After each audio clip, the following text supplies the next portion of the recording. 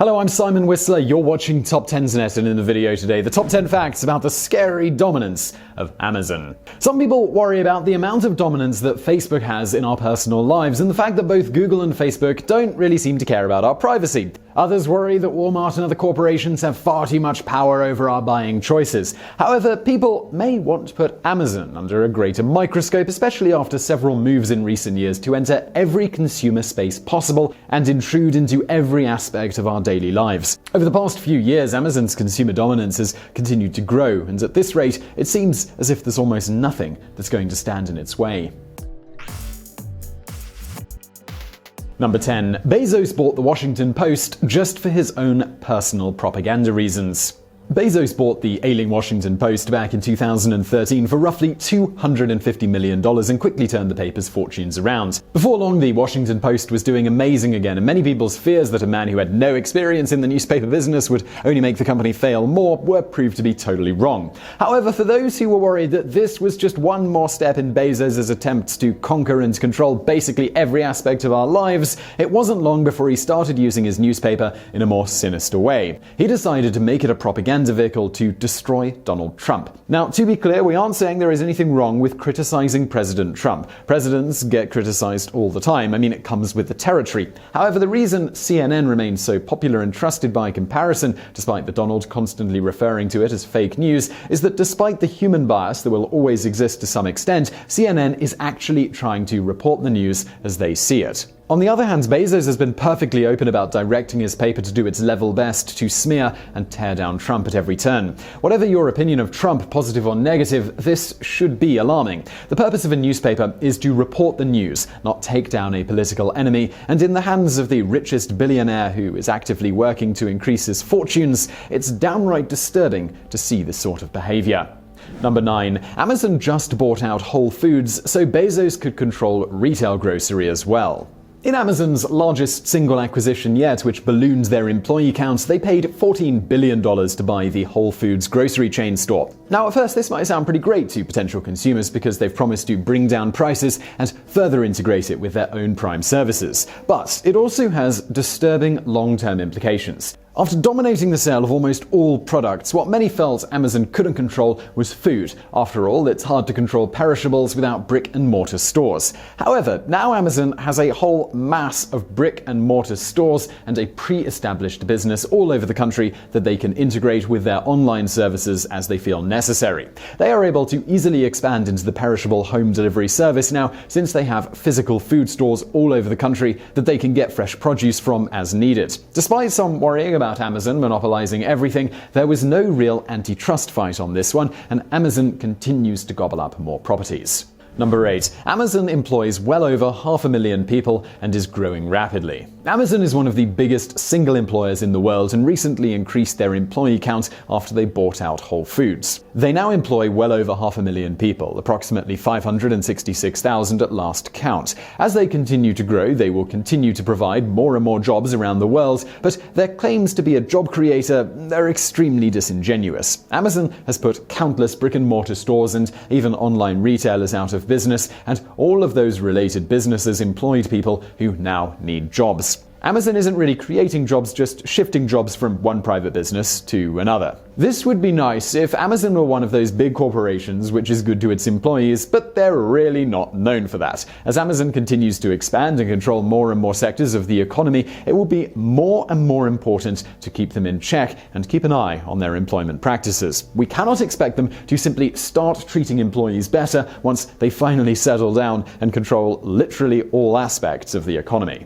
Number 7. Jeff Bezos is trying to change the way you shop for groceries in retail. Jeff Bezos has his hands in the retail and the retail grocery game and is a man not known for being so nice to his employees. So it may be no surprise that most of all he's trying to remove physical employees from the process whenever he possibly can. And in his new Amazon Go convenience store in Seattle, Bezos is testing a system where someone first scans a QR code before they enter, and then incredibly sophisticated cameras watch your every single move and add items to your virtual cart as you pick them up, or remove them as you put them back. When you walk out of the store, it simply charges your Amazon card for whatever you took. Some shoppers find this convenient, others find it a little bit dystopian, jarring, and downright bizarre. And yet others are worried about the removal of the human element. As a company that is rapidly expanding into all sectors of our lives and trying to edge out the competition whenever possible, it is frightening that they are also looking to find ways to remove the need for employees. This means these jobs are permanently removed from the economy, and unfortunately, Amazon might have found a fairly efficient system that could theoretically make this work. Number 6. Amazon, despite edging out so many competitors, doesn't make much money. Amazon is moving forward with a truly frightening business strategy that could end up as more than one kind of disaster and is risky for a lot of people in a lot of ways. The strategy is something that Amazon has been going forward with since the beginning, and it involves their plan to continue to attempt to dominate all aspects of the market and never settle on one core competency or ever stop expanding. Bezos constantly reinvests heavily in the business, including updating infrastructure and buying other businesses to add to his rapidly expanding portfolio. This business plan means that Amazon almost never makes any real significant earnings because almost all net profits are spent on some new buyout or some other crazy scheme that Bezos is working on in order to take over the world. To put it into perspective just how much of his net profit Bezos puts into further expansion, Walmart recently made more net profit in 1 week than Amazon did in an entire quarter of earnings. However, Walmart also did not heavily increase their holdings or continue to gain market share in every single sector that they've entered into. If Amazon were to start falling, they would take a lot with them, and their fall would be very ugly considering how little extra cash on hand they have and how many properties they own. However, if they can maintain momentum, they are going to be very hard to stop. Number 5. Amazon is raising the price of Prime, but people will still probably pay for it.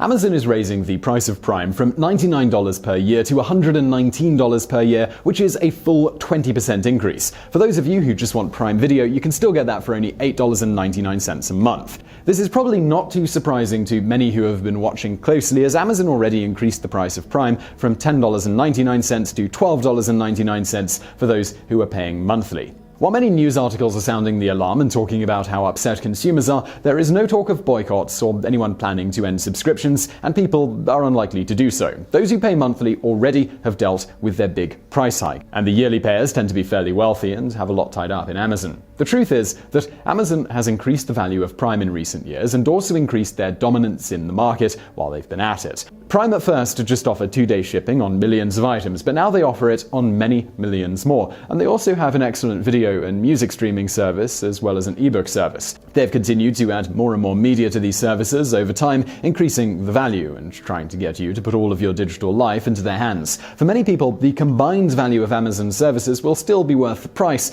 and with the Whole Foods connection, Amazon can now offer even more perks to sweeten the deal. With over 100 million subscribers, it would have to be a tremendous number of people leaving to have any noticeable impact. Number 4. Amazon's employment practices are horrific and probably won't get better anytime soon.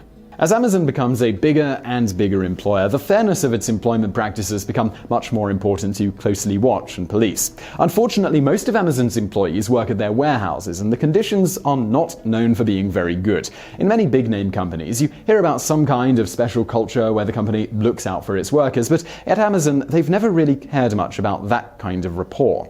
Using temporary workers is common, and Amazon will offer people a cash package after their first year as an incentive to leave. If the employee decides to forego the cash and stay, it shows their drone-like commitment and loyalty to a company that doesn't even care to make sure that people get proper bathroom breaks. Yes, Amazon has come under fire recently as employees have complained to the media about the conditions that make their work, well, kind of awful. Some who work in the warehouse in positions where you are pretty much doing constant menial labor find it pretty much impossible to be allowed to go to the restroom outside of their scheduled breaks, which doesn't necessarily always occur when scheduled anyway. Some employees have resorted to peeing in bottles or trash cans. Certainly not an environment that's going to create loyal employees. Also, despite not being a bank or anything that high security, Amazon is incredibly worried about employee theft. The company makes employees wait in a long security screening line both before and after work. Some employees complain that the process of getting in and out can take 30 minutes, and Amazon is not offering to pay people for this time. The Supreme Court ruled that federally Amazon can get away with this, but on a state level that's not necessarily the case, and Amazon has settled one class action lawsuit from California out of court for $3.7 million, all while still claiming that they did nothing wrong. Number 3. Bezos has pushed Amazon to work its way into all aspects of your daily life. Jeff Bezos has slowly turned Amazon into a ridiculous behemoth and is showing no signs of slowing down anytime soon. One of his latest ideas is Amazon's Alexa, which now comes in many different forms but all fit the same central programming and theme. They're a smart device that connects everything in your house, allows you to control things with voice commands, and gives Amazon total intrusion into every single aspect of your daily life. Alexa is designed to obey voice commands and search for things online. It also allows you to buy products, but mostly it just controls everything in your house. In connection with companies like Philips Hue Lighting or August Locks and others, you can now use it to control the lights in your house, the locks in your house, your TV, and eventually everything else in your house if Bezos has any say in it. In some ways, they are fighting Google on its own turf, attacking them in the search market and the home technology market by directly competing with Google Home, and they seem to be doing a pretty good job of it. Number 2, Amazon is going full circle and creating their own retail bookstore chain. Some people have worried that Amazon would change things forever and bring all shopping, even food shopping, to where it was simply all online. These fears have been somewhat understandable. There's more and more brick-and-mortar stores, even chains have slowly but surely gone the way of Amazon's boot heel.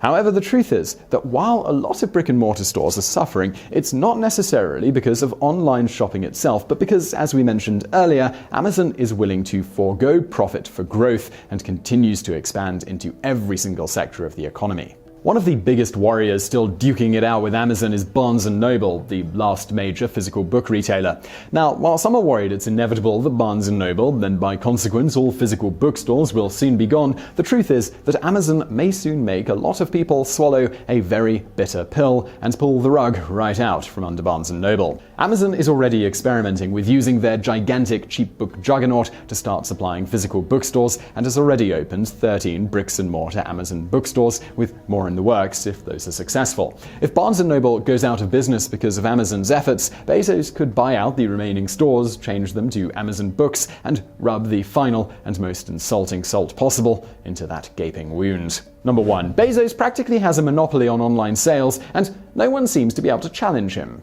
While it isn't a real monopoly enforced by anything, and thus would be hard to bust with antitrust laws, Amazon makes up 43.5% of all online sales currently. eBay, Apple, and Walmart combined can barely come close to a third of the online selling power of Amazon. To make matters worse, Amazon's dominance in this sector is expanding extremely rapidly, as they went from about 38 cents of every e-commerce dollar spent in 2015 to 44 cents in 2017. As if this wasn't scary enough, the truth is that the figures don't even show the full extent of Amazon's market control. Companies that are separate from Amazon but sell exclusively on the platform, even if they recently went public, may not properly show up in these figures as counting towards Amazon's total percentage. This means that the actual amount of customers buying through Amazon is much higher than these numbers can even show. The sad truth is that companies that have their own online stores still have to have a presence on Amazon. This is both for advertising purposes as well as to get those extra sales wherever they can. In many ways, Amazon has become not just a store, but the biggest platform online for online sales, and it is insanely hard to get any kind of a foothold as an online retailer without using Amazon as some kind of springboard to help you get your start. With Amazon's online dominance and increasing retail dominance, they may soon become a bigger part of our daily lives than any company in known history. So I really hope you enjoyed that video, and don't forget to subscribe to this channel for brand new videos every day of the week. Also, I've got another channel, it's called Biographics. It's biographies of notable people from the present day as well as history, from Elon Musk to Osama bin Laden. You can check it out through the icon on the screen now. But if you want something else to watch right now, why not check out another TopTenz video or a Biographics video over there on the right. And as always, thank you for watching.